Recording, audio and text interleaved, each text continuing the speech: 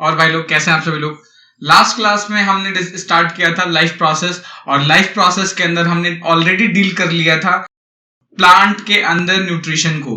यानी life process का जो हमारा पहला लेक्चर था वहां पे हमने डील किया था क्या कि लाइफ प्रोसेस क्या होता है, कौन कौन सा प्रोसेस हम डील किया कर सकते हैं, इसके अंदर क्या चीज है जो हमें नॉन लिविंग से डिफरेंट बनाती है। ये सारी चीजें हम लास्ट वीडियो में देख चुके हैं। अगर आपने वो मेरा वीडियो नहीं देखा है तो जाके जरूर देख ले, मैं उसका जो लिंक है ऑलरेडी आई बटन में डाल दूंगा, आप वहां से जाके देख सकते हैं। तो लास्ट क्लास में हमने न्यूट्रिशन इन प्लांट्स तक डिस्कस किया था, और वहां पे हमने देख लिया था कि प्लांट्स के अंदर फोटोसिंथेसिस कैसे होता है, कौन कौन से स्टेप्स इन्वॉल्व होते हैं, फोटोसिंथेसिस होता कहां पे है, ये सारी चीजें ऑलरेडी हम डील कर चुके हैं। ठीक है, आज का जो लेक्चर हमारा डेडिकेटेडली होने वाला है वो होने वाला है हेटेरोट्रॉपिक न्यूट्रिशन के बारे में, कि हेटेरोट्रॉपिक न्यूट्रिशन क्या होता है, ये आज हम यहाँ पे डील करने वाले हैं। डेफिनेशन ऑलरेडी मैंने लास्ट वीडियो में ही बता दिया था, लेकिन फिर भी मैं एक बार आपको रिकॉल कर देता हूं, और उसके फिर डिफरेंट टाइप्स को हम आज डील करेंगे। ठीक है, तो सबसे पहले अगर हम बात करें हेटेरोट्रॉपिक न्यूट्रिशन क्या होता है, तो आपको पता है कि जो हेटेरोट्रॉपिक न्यूट्रिशन होता है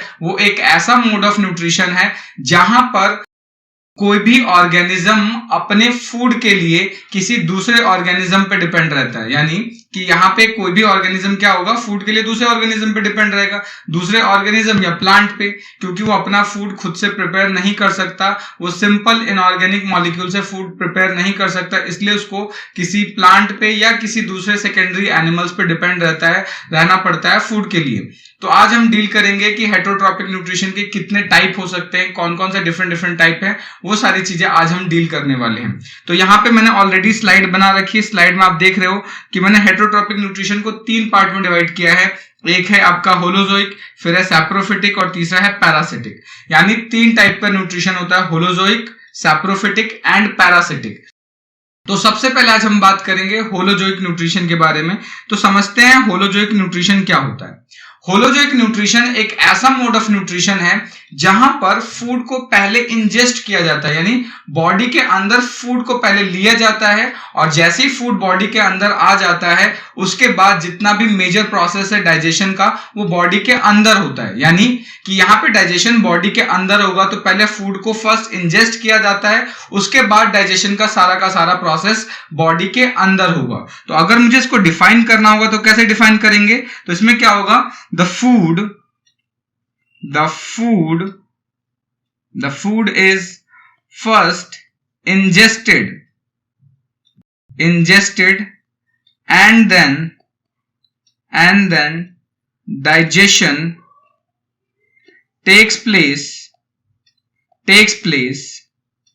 inside the body। यानी बॉडी के अंदर डाइजेशन होगा, बॉडी के बाहर डाइजेशन नहीं होगा। तो ये क्या है, जितने भी मल्टी सेलुलर ऑर्गेनिज्म होता है, या सिंपली बोले अमीबा के अंदर भी होलोजोइक न्यूट्रिशन होता है। यानी यहां पर क्या कर रहा है, ऑर्गेनिज्म फूड को पहले बॉडी के अंदर लेगा, उसके बाद पूरा का पूरा डाइजेशन का प्रोसेस इसके अंदर चलने वाला है। तो ये जो होलोजोइक न्यूट्रिशन होता है, होलोजोइक न्यूट्रिशन के अंदर बेसिकली 5 स्टेप्स इन्वॉल्व होते हैं। वो 5 स्टेप्स कौन कौन इन्वॉल्व होते हैं उसको मैं यहां पे लिख देता हूं। तो बेसिकली होलोजोइक न्यूट्रिशन में 5 सब स्टेजेस होता है। सबसे पहला है इंजेशन। फर्स्ट स्टेप क्या होता है, इंजेशन। उसके बाद आता है आपका डाइजेशन, उसके बाद आएगा डाइजेशन के बाद आता है आपका एब्जॉर्प्शन आएगा। एब्जॉर्प्शन के बाद आता है assimilation, and the last one is egestion। तो ये 5 सब स्टेजेस होते हैं जिसके अंदर टोटली होलोजोइक न्यूट्रिशन कंप्लीट होता है। तो अगर मैं यहां पे बात करूं इंजेशन का मतलब क्या होता है कि इसके अंदर फूड को, मतलब कि इस प्रोसेस के अंदर फूड को बॉडी के अंदर लिया जाता है। तो इस प्रोसेस के अंदर हम क्या कर रहे हैं, फूड को सिंपल कट करेंगे। जैसे अगर हम ह्यूमंस की बात करें तो इंसीजर जो हमारे टीथ है, टीथ का काम क्या होता है कि फूड को अंदर लेने का काम करता है। वो भी स्पेसिफिकली अगर हम बात करें तो इंसीजर टीथ का काम होता है कि वो फूड को अंदर ले, बॉडी के अंदर ले। तो इंजेशन में क्या होगा, फूड का इनसाइड आना, यानी फूड को बॉडी के अंदर लेके आना। नेक्स्ट है डाइजेशन का मतलब क्या है कि हमारा पूरा जो डाइजेस्टिव सिस्टम है, डाइजेस्टिव सिस्टम क्या करेगा, उसको डिफरेंट एंजाइम्स की मदद से उस कॉम्प्लेक्स फूड मटेरियल को सिंपलेस्ट फूड मटेरियल में तोड़ेगा।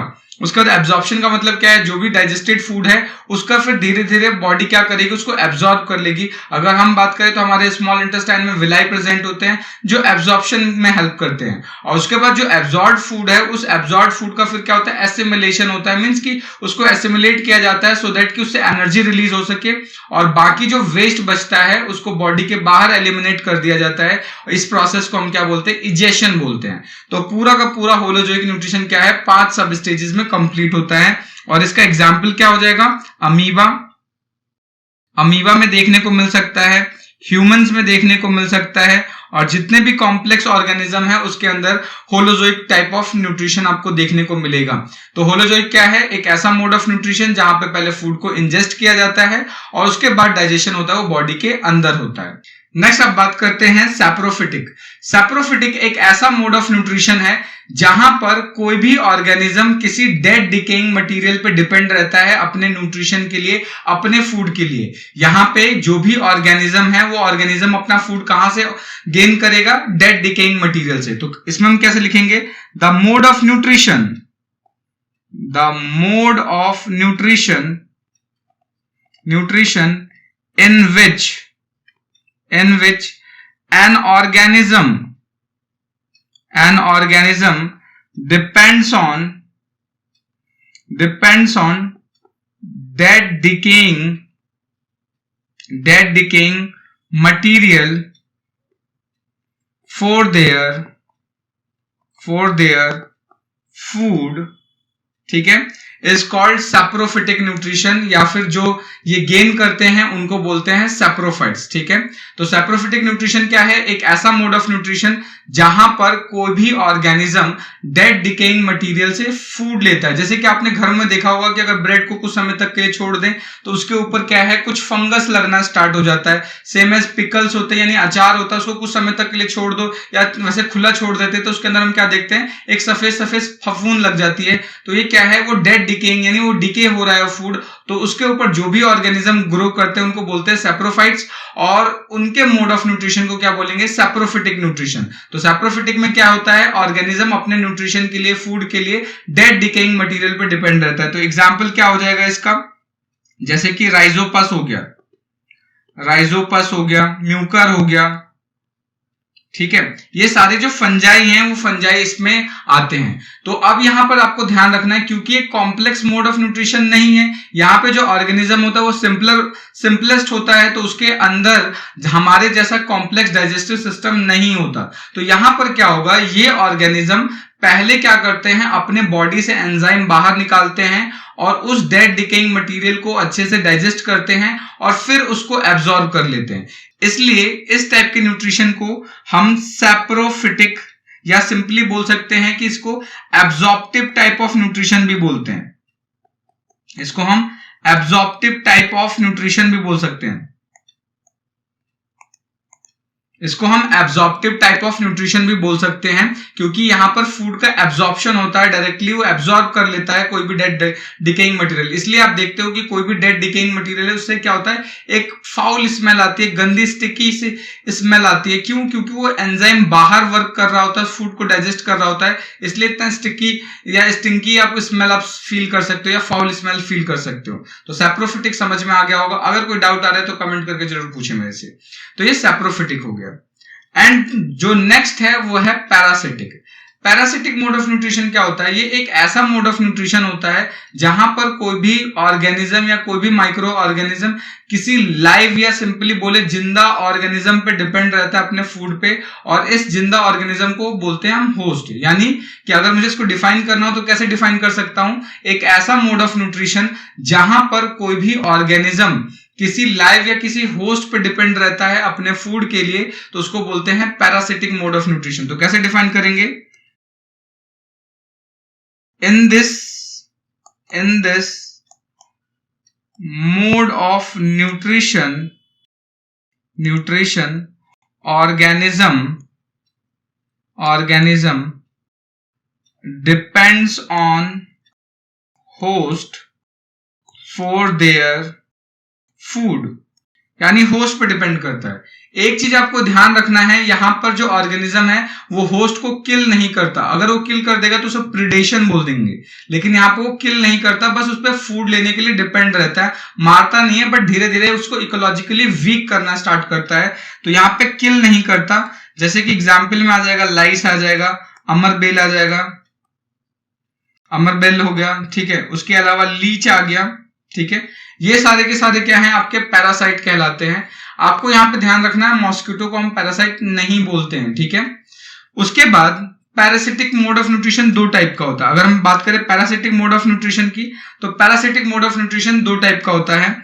एक होता है आपका एक्टोपैरासाइट, एक होगा, अगर हम पैरासिटिक की बात करें तो पैरासिटिक मोड ऑफ न्यूट्रिशन दो टाइप का होता है। एक होगा आपका एक्टोपैरासाइट और एक होता है एंडोपैरासाइट।